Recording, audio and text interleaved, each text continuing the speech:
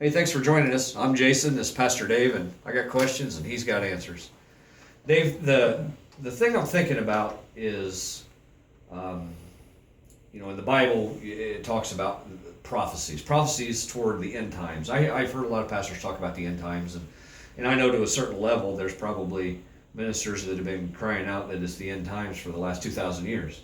But if we look at today and the things that are occurring in this day and age around us, if we take a step back and look, there's surely things biblically that we can connect to this day and age.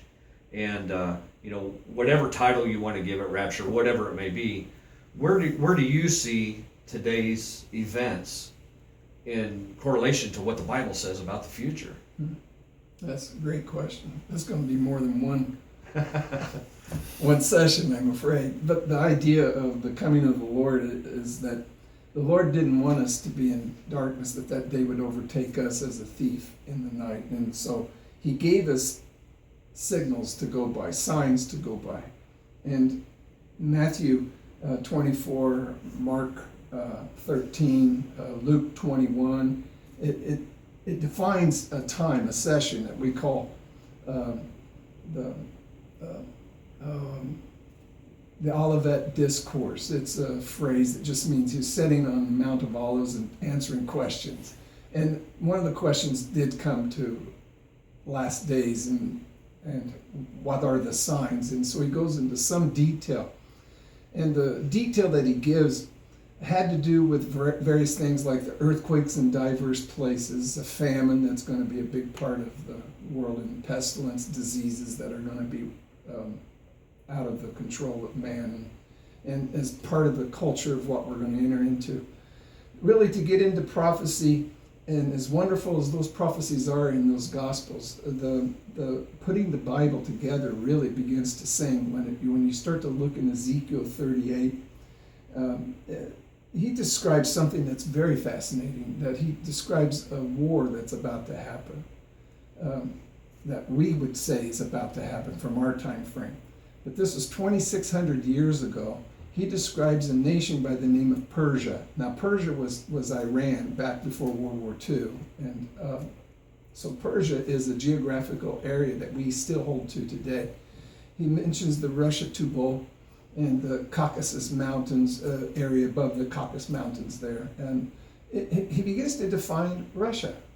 And the next nation that's going to invade in this war that's about to happen against Israel, by the way, the name of Persia. So Iran, or what we would say Iran, modern day Iran, and Russia, the problem has been in 2,600 years since Ezekiel gave that prophecy in Ezekiel 38, they've not had any dealings with one another until just within the last few years.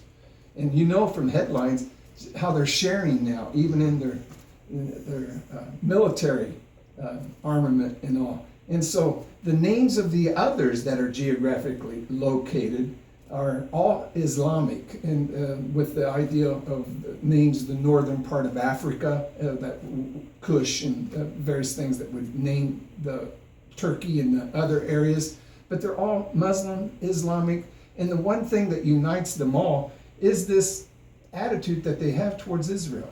So there is something brewing there, and it's just a fascinating period of time that this war is on its brink, really, literally. Iran just test-fired, I don't know the time frame of this YouTube out here, but they just test-fired a long-range missile that would hit Israel, Tel Aviv, and they just did that yesterday.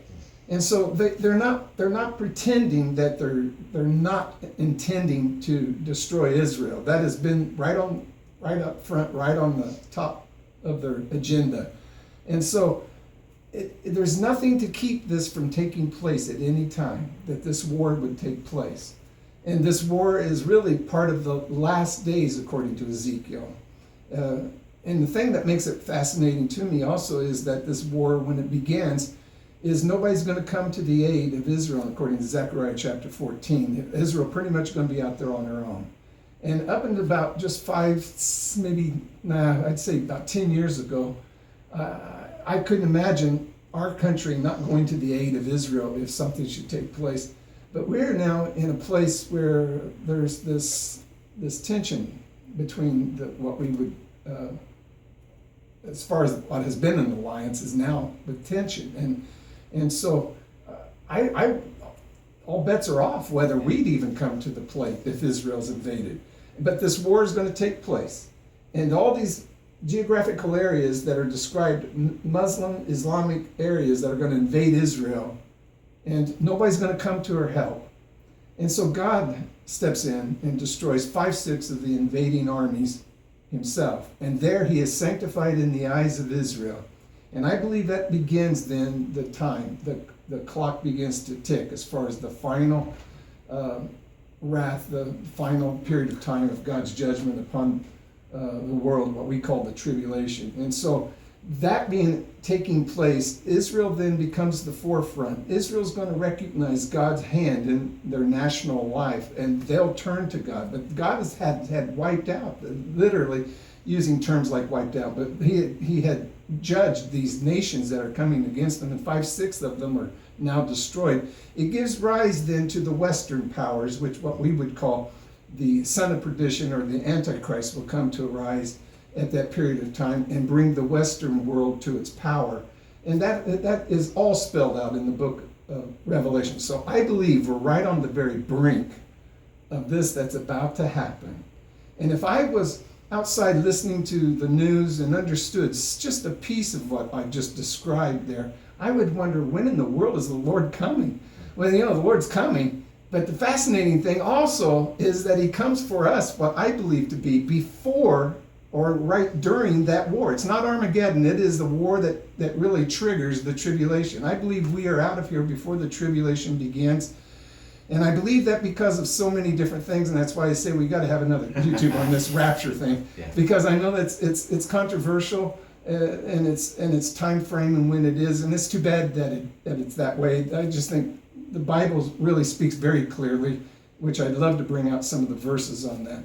But the idea is that if I'm right and the rapture comes during that war, right at the beginning of that war, or immediately after it begins, how close are we to the rapture of the church and this taking away of his people and this beginning of this final 7 years, the Daniel chapter 9, 7-year clock start ticking?